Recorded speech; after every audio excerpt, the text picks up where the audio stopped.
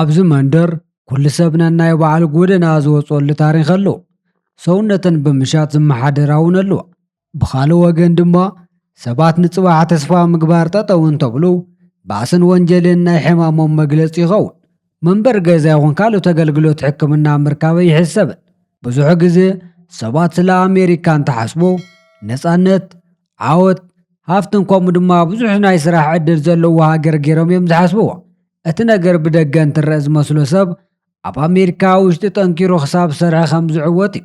እዚ ኩሉ ዝፈልጦ ጉህድ ናይ ኣሜሪካ መልክዓ እንትኸውን ብድሕሪ እዚ ብዙሓት ዘይፍለጡ ጉዳት ሓዚላ ትርከብ። ኣብ ናይ ሎሚ ጉዕዞና ሓመደይን ከእኒ ብምባል ንፈልጣ ኣሜሪካ ገርምባ ኣሜሪካ ብዘብሉ ነገራት ተሓቂፋ ምንበራ ዘይሰምዓኻ ስማዕ ብምባል እቶም ዘገረሙ ጉዳት ሓቢርና ክንርኢና።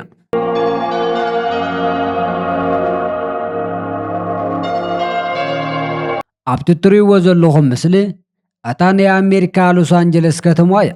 እታ ናይ ሕልመኛታት ከተማ ኣብ ናይ ሎሚ ጉዕዞና ትኩረት ንገብረሉ ጉዳይ እዩ። ካብቶም ፍሉጣት ናይ ሆሊውድ ፊልም ሰራሕቲ መንበር ንእሽተይ ርሕቕ ኢላ እስኪድሮ እትበሃል ናይ ኣሜሪካ ናይ መጨረሻ ድኻታት ዝነብሩላ ቦታ ኣላ። ኣይ ናይ ኣሜሪካ ድኻ እኮ ካብ ናይ ኣፍሪካ ሃፍታም ይበልፅ ኢልኩም ከይተሓሱ ብጣዕሚ ዝተፀገሙ ሓቀኛ ድኻታት ኣብ ሎስ አንጀለስ ውሽጢ ዝተለመዱ እዮም።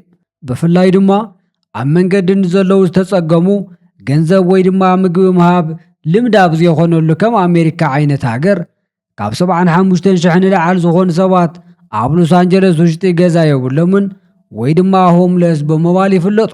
ኣብዚ መንደር ወይ ድማ ኣብ እስኪድሮ ውሽጢ ብኣሽሓት ዝቑፀሩ ሰባት ኣብ ብቴንዳ ዝተወጠሩ ገዛታት ወይ ድማ ኣብ ጎደና ዝነብሩ እዮም። ዝተረፉ ድማ ኣብ ኣሪጎም ደው ዝበሉ መኪናታት ዝነብሩ እዮም። ሎስ አንጀለስ ከተማ ኣብ ዓለም ራብዒቲ ዓብዪ ኢኮኖሚ ኣብ ዘለዋ ካሊፎርኒያ ስቴት ውሽጢ እያ ትርከብ። ካብ ጠቕላላ ናይ ጃፓን ወይ ጀርመን ንላዕሊ ዝኸውን ገንዘብ እውን ኣለዋ።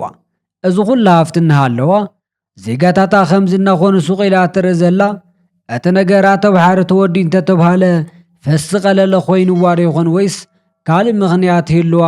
እስቲ ሓቢርና ንመርምር። ኣብዚ መንደር ውሽጢ ኩሉ ሰብ ነናይ ባዕሉ ጎደና ዘውፅኦ ታሪክ ኣለዉ። ሓደሓዲኦም ካብ ውትድርና ትእዛዞም ምስ ተመለሱ ካብ መንግስቲ ዝኾነ ዓይነት ሓገዝ ብዘይምርካቦም ናብራ ከቢድዎም ጎደና ዝወፁ እዮም። ሓደሓዲኦም ድማ ካብ ቤት ማእሰርቲ ምስ ተፈትሑ ዝምለሱሉ ቤተሰብ ስለ ዘይብሎም ጎደና ዝወፁ እዮም። ካልኦት ድማ ካብ ስርሖም ተባሪሮም ኣብ ልቕሓ ውሽጢ ተዘፊቖም ንምኽፋል ካብ ዓቕሞም ንላዕሊ ስለ ዝኾነ ካብ ገዛ ወፂኦም እዮም። እቶም ዝተረፉ ድማ ናይ ኣእምሮ ሕማም ዘለዎምን ብሱስ ዝተፀመዱ ሰባት እዮም። እዞም ሰባት ንሃፍታም ጥራሕ ዘኽብሩ እንድኻ ናብ ገደሉ ብዝብሉ ዝተበላሸዉ ኣሰራርሓታት ምኽንያት ተፀጊሞም ካብ ገዛ ዝወፁ ሰባት እዮም ምባል ይከኣል።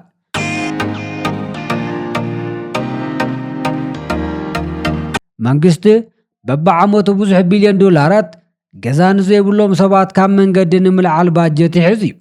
ይኹን እምበር ነቶም ኣብ መንገዲ ዘለዉ ሰባት ነዚ ዝርኢ ኣይኮነን ዶ ቢልዮን ቀሪዩ ሳናቲማት እኳ ካብ ናይ መንግስቲ ካዝና ዝወፀ ይመስልን። ካብቲ ዝምደበ በጀት እቲ ዝተወሰነ ንዝተፀገሙ ሰባት ዝወሃብ እንትኾን ዝተረፈ ድማ ገንዘብ ንዘይፀግቡ ሌባ በዓል ስልጣናት ጁባ ዝተርፍ እዩ።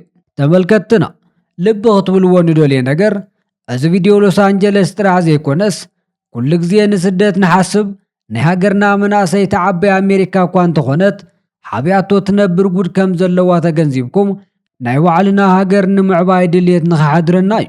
ልቢ በሉ ኣብዚ መንደር መንበሪ ገዛ ይኹን ናይ ሕክምና ኣገልጋሎት ምርካብ ኣይሕሰብን። ኩሉ ግደፍዎ እሞ ተስፋ ምግባር እኳ ሕልሚ ዝኾነላ ከተማ እያ። በቲ ካልእ ናይ ሎስ አንጀለስ መንደር ዝበኣሰ ናይ ናብራ ኩነታት ኣሎ። ኣብዚ ደቂ ኣንስትዮ ሓልሓሊፉ ድማ ህፃውንቲ ሰውነተን ብምሻጥ ይመሓደራ። ብፍላይ ድማ ቪጉዌራ ስትሪት ኣብ ዝበሃል መንገዲ ብዙሓት ኣብዚ ስራሕ ዝተዋፈራ ነብሰን ሸይጠን ዝሓድራ ደቂ ኣንስትዮ ምስትውዓል ዝተለመደ እዩ። ሓደ ጋዜጠኛ ቃለ ምሕተት ዝገበረላ ማያ ትበሃል ጓል ኣንስተይቲ ካብኣተን ሓንቲ ዝኾነት ከም ዝበለቶ ካብ 12 ዓመተ ጀሚረ እዚ ስራሕ ይሰርሕ ኣለኹ። ብዘለኒ ልምዲ ድማ ኣወዳት መናእሰይ ወይ ድማ ጎራዙ እዮም ዝመርፁ ትብል። እዚ እንትሰምዑ ግን ብኸመይ ሰብ ነብሱ ሸይጡ ይሓድር ኢልኩም ከይትፈርዱለን። ኣብ ከምዚ ዓይነት ስራሕ ዝኣተዋ ህይወት ምስ ፀልመተን እምበር ምርጭአን ስለ ዝኾነ ኣይኮነን። ብዝተገበረለን ቃለ ምሕተት ሓደሓዲአን ገንዘብ ኣድልይዎን ከም ዝጀመራ እንተዛረባ ካልኦት ድማ ብናይ ካብ ሕጊ ወፃእ ሰብ መዘዋወርቲ ወይ ድማ ሁማን ትራፊኪንግ ምኽንያት ከም ዝኾነ ይዛረባ። በርግጽ ዕድአን ምኽፋል ብዘይ ምኻለን ወይ ካብ ምጥማይ ሃይሽ ኢልና ኣብዚ ስራሕ ዝኣትዋ እውን ኣሎ። እቲ ዝገርም ነገር ግን ገንዘብ ካብ ሰብ ብዋጋ እንትበልፅ ዝፍጠር ዝምዃን እዩ።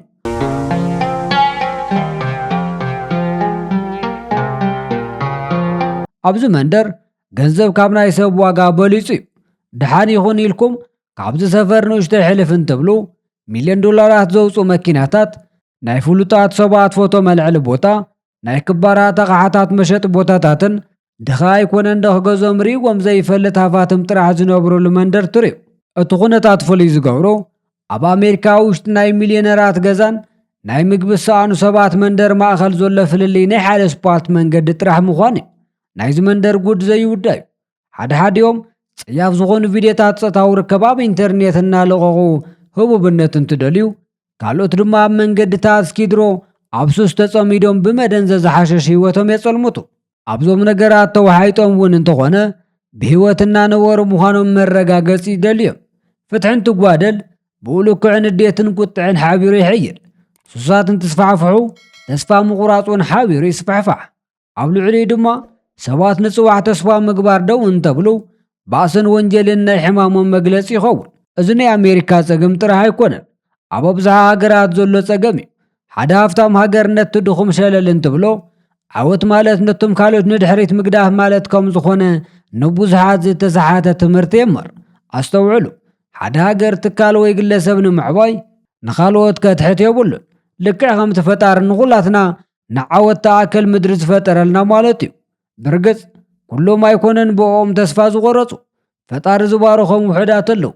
እዞም ትካላት ነቶም ሰባት ካብ መንገዲ ኣልዒሎም ናብ ንእሽተይ ገዛውቲ ወይ ናብ ናይ ማሕበረሰብ መጽለሊ ንምምጻእ ይጽዕሩ እዮም።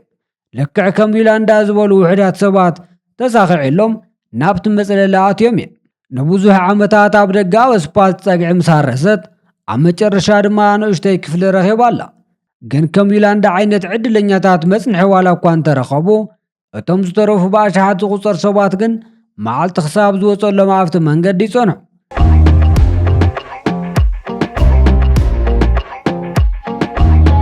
እቲ ሓቂ ከም ጸባ ጻዕዳን ግልጽን እዩ።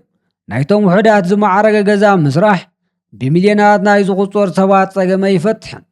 ኣብ ሎስ አንጀለስ ህቡብነት ሓዱሽ ሃይማኖት ኮይነሉ። ሰባት ካብ ዓብዪ ሓሳብ ንላዕሊ ነቶም ተጽዕኖ ፈጠርቲ ወይ ድማ ኢንፍሉንሰራት የምልኹ ኣለዉ። ካብ ሰላምን ምርግዓን ንላዕሊ ጭብጨባ ይደልዩ ኣለዉ። ናይ ፆታዊ ርክብ ቪድዮ ኣብ ኢንተርኔት ይሸጡ ኣለዉ። ኣብ ኣመንቲ ወይ ድማ መንፈሳውያን እውን ይቕልዱ። ናይ ጥንካሮም መልዕልን ማእኸልን ዝኾነ ቤተሰብ እኳ ኣብ መጥፋእ ይርከብ። ስቑኢልኩም ልፍዒልዎም እዩ እምበር እቲ ነገርማ ከም ማሕበረሰብ ሓደ ግዜ ነብሱ ተስኢኑ ክንዲ ዝደለየ ገንዘብ እንተዝቑለል ከድሕኖ ይኽእል። ሓቂዩ ኣሜሪካ ሓያል ብዙሓት ናይ ፈጠራ በዓል ሞያታት ዘለውዋን ብበዝሒ ናይ ስራሕ ዕድላት ዝመልአትን ሃገር እያ። ግን ዋላ ትኹን እምበር ስልጣን ናይ ባዕሉ ክሕከም ዘድልዮ ጎኒ ኣለዉ። ካብዚ ዝሓመመ ናይ ኣሜሪካ ጎኒ ሙሉእ ዓለም ክመሃሮ ዘለዎ ትምህርቲ ነፃነት ብዚ ዕላማ ባዶ ምዃኑ እዩ። ካብ ሆሊውድ መንደር ክሳብ መንገድታት ስኪድሮ እዚ ናይ ኣሜሪካውያን ጉድ ጥራሕ ኣይኮነን። ሓንቲ ሃገር ንዓ ንምህናፅ ለፊዖምን ደሞም ሂቦም ዝሓለቡ ሰባት እትዝንግዕ እንታይ ከም ዝፍጠር መራያ እዩ። ክቡራት ሰማዕትና ንሎም ዘዳለኹልኩም ቪድዮ እዚ ይመስል ነይሩ። እዚ ቪድዮ እንተፈቲኹሞ ላይክ፣ ሼር ከምኡውን ሳብስክራይብ ብምግባር ቤተሰብ ኩኑ ኢኹም።